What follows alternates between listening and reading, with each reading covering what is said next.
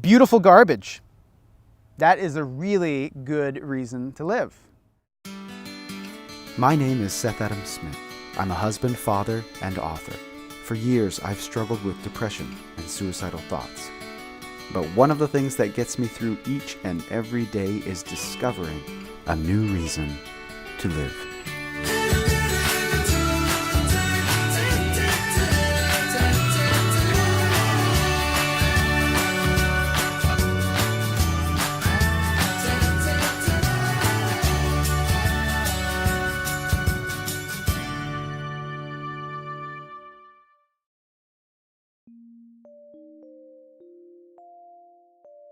So a few years ago, I was working with a nonprofit called the Forever Young Foundation, and we went into Ghana, Africa.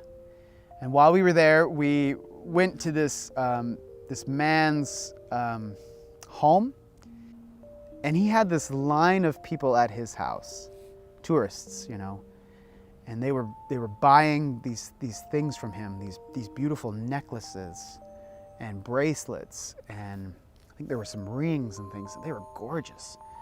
They had these unique shapes, and they were painted and stylized in just this incredible way, very artistic. And you could look at that and you could see, wow, this is beautiful. I could see why there's a line of people buying this. Come to find out, this man had been making these items out of garbage. But this was well known. I mean, this is why people were buying it.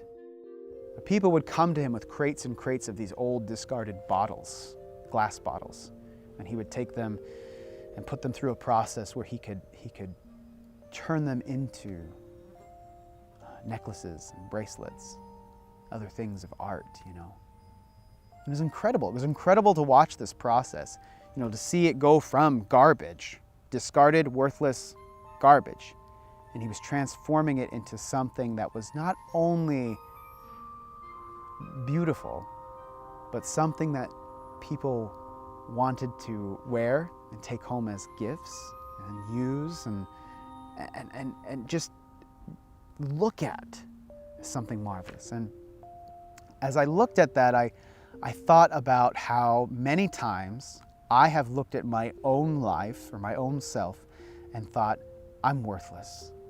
Like there's nothing inside of me that is good. I can't contribute. I have nothing to offer to the world, right?